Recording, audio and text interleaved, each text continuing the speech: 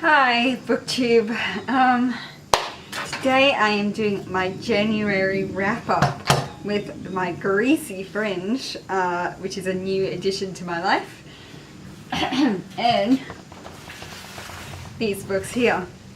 Apologies if it looks like I'm not wearing a top, I clearly am. Here are some of the books that I've read or am currently reading, almost finished in January. I've got my reading journal that I'll flip through as well. How was your reading month, everyone? Mine was pretty rough because I've been focusing on Aboriginal Indigenous books for the sake of Australia Day. And it's just been so hot recently, and I'm so sick of this weather that my reading has been all over the place. Some days were really good and some weeks were just awful. So I'll start with saying that I finished The Guest Cat, which I vaguely reviewed in my December wrap-up. I also read Welcome to Country. I read about half of this book. Oh god, I'm not even wearing makeup today. I look so rough. I swear, I don't usually look this awful. I read Welcome to Country by these people here. It is the 2018 version, 17 version. I read about half of that and I had to return it to the library. Some things that I learnt was that Australian names of animals are actually Aboriginal names, at least kookaburra, kangaroo, wombat. A few of them are Indigenous names, which I didn't actually know. And there are some beautiful photographs in that book. I wish I still had it so that I could show you all. I really recommend it if you are interested in Aboriginal culture and that side of Australia. The next book I read was The Good Doctor by Juno Dawson. I am going to post a whole review of this book. Oh, I don't know if I'll do a video or a blog post. I'll link my blog post down below. This was such an incredible book. It got me back in the Doctor Who. I don't know, I've just been really into Doctor Who this past season, and if you've been into it with the female Doctor, I really recommend you read this. It's by Juno Dawson, who wrote I read her memoir, and this is the first fiction I've read of hers. It's incredible. One of my favourite parts is, I don't even know what to say about it. I think I talked about it in a tag video. I'll list it down below. Oh my goodness, I'll post the whole review, but the characterizations are so great. The world is so interesting. The monster and the villains are so interesting, and Graham being described as a god is just everything I've ever wanted. Everything you could ever want in Doctor Who. I mean, Graham is my god. I don't know about you. My Place by Sally Morgan. As you can see, I'm only a bit over halfway through, but actually almost exactly halfway through, but I feel like I've read a whole book. This first half was describing her life, growing up in 1950s, as she is Aboriginal, and it's so touching, just the way she talks about art, the way she talks about her father and her grandmother, her nan, and her mum as well. Some of my favourite Nan moments, which I wrote down before I even realised. Okay, so the book is told in 3 different parts. There's her story, Sally Morgan. There's her great uncle's story, which I think is here to here, and then there's her Nan's story. And I'm a bit scared to read her great uncle's story because I believe it's set in Brisbane area, which is where I'm from. So I'm a bit scared to read that.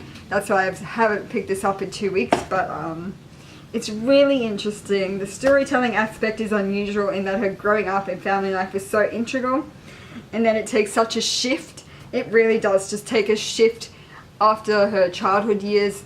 it just like kind of vaguely goes into her love life and her family once she's older and once she has her own 2 kids, and it just like talks about her nan in such a loving but rounded way.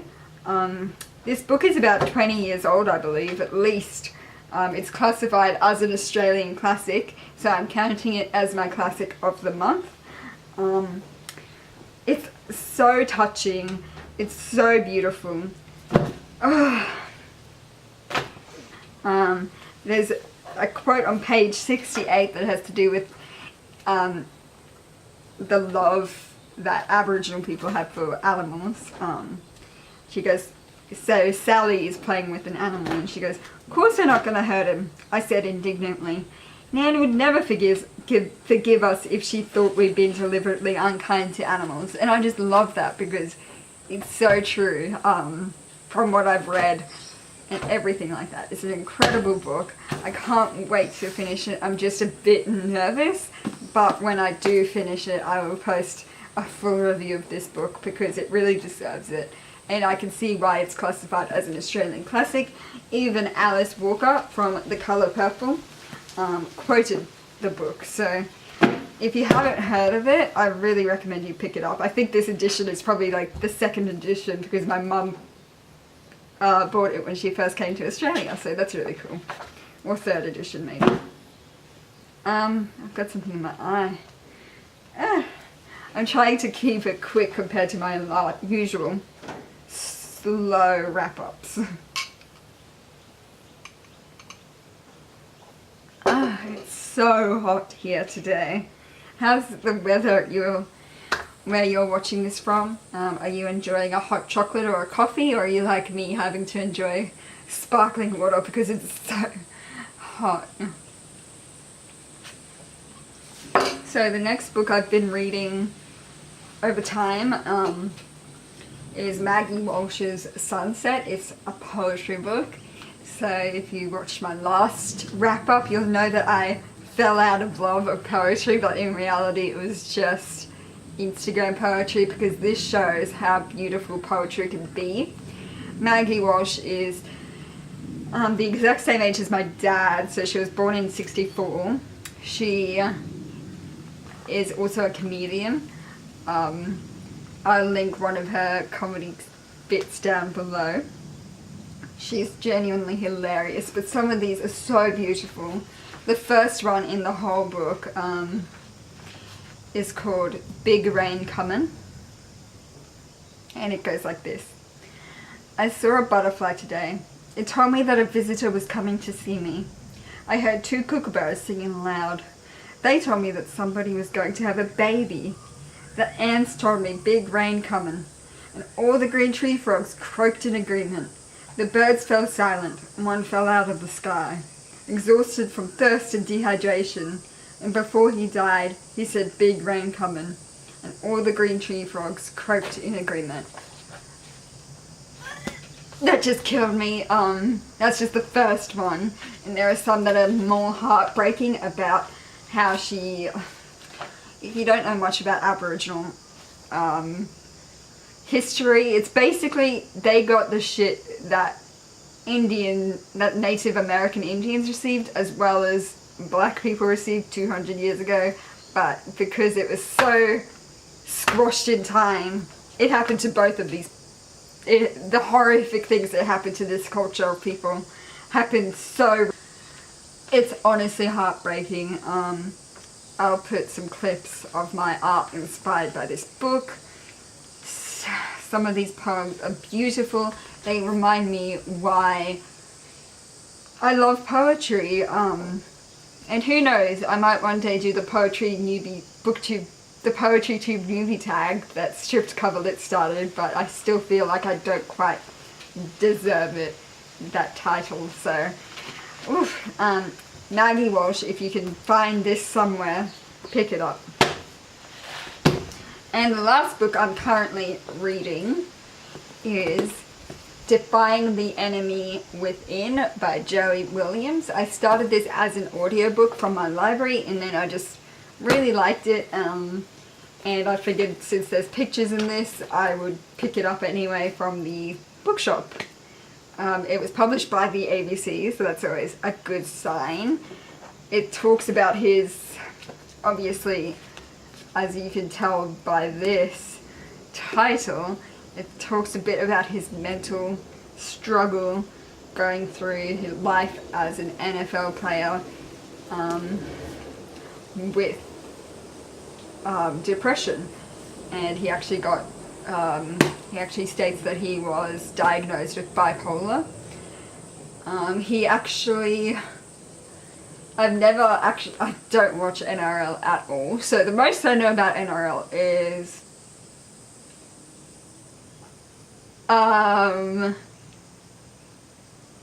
that guy from The Bachelor played NRL. I don't watch NRL, so it's really cool to learn about somebody that I never knew about. And yeah, he's from Wagga Wagga, and then he moved to Sydney for the Roosters, and he just seems like a really intelligent guy. He's met a lot of people that, even though again I don't know NRL at all, I have heard of some of the names from the people that he talks about, so if you're interested in NRL, this might actually be good for you. I highlighted some things that particularly spoke to me. He said, I also realised that the harder I worked in the boxing gym, the quieter the noise in my head. So he focused a lot of his energy on sport to distract his bad thoughts. And I think that's just really... I hate describing books as important, but I think it's really interesting and helpful. I think it's helpful that he has written this book and that he started a whole Facebook group and a whole movement around trying to get men who are very manly men to talk about mental health, and he just seems like a really great guy. If I was ever to watch NRL, I would now know this guy as well as the Honeybadger. That's what I mean. Two very different people that I respect one of them a lot more than the other. So, I managed to talk about all these books in 12 minutes and 30 seconds, guys. That has to be a world record. I hope your reading month has been better than mine. It's not that I've not read enough, it's that I've read a lot of hard things that I need to finish in February, and I need to read some lighter books. So I'm hoping to read some young adult next month. If you have any recommendations for young adults or even Aboriginal based books that are like a bit less intense, that would be wonderful. Thank you so much for watching. I also want to say that I have started a Patreon as well as a blog.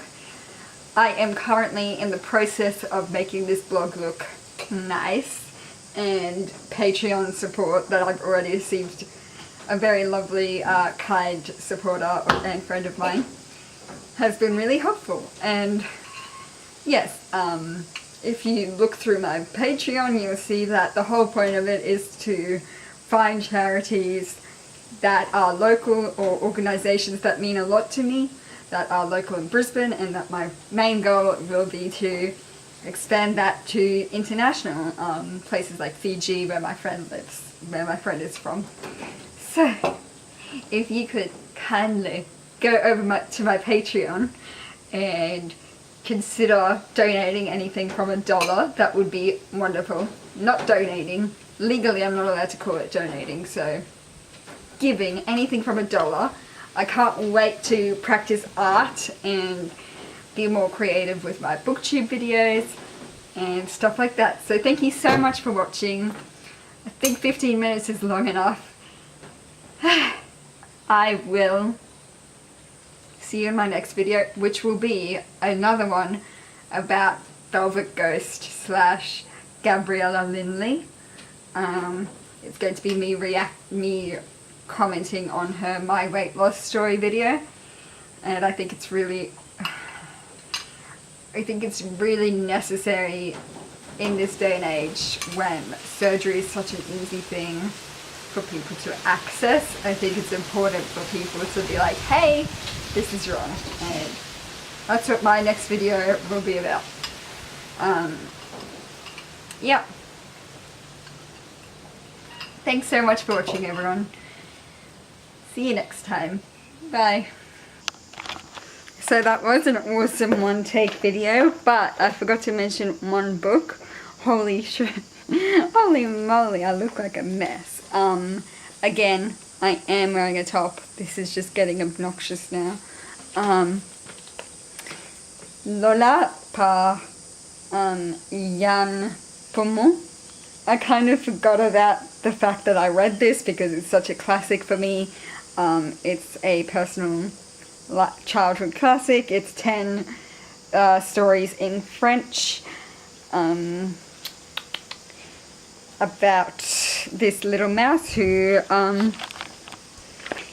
lives her life and gets told stories by her dad about things like growing up and philosophy, and it's just beautiful. And it's touching because I recently went on a trip with my dad to a beautiful place, and that's when I read this book again, and I don't know, I just love this story especially. Yeah, it's just beautiful, and I'm hoping to read more French, especially childhood French books, this coming year. So recommendations for French books, also leave that down below, please. Thank you for watching. Wow, I'm a mess. Bye.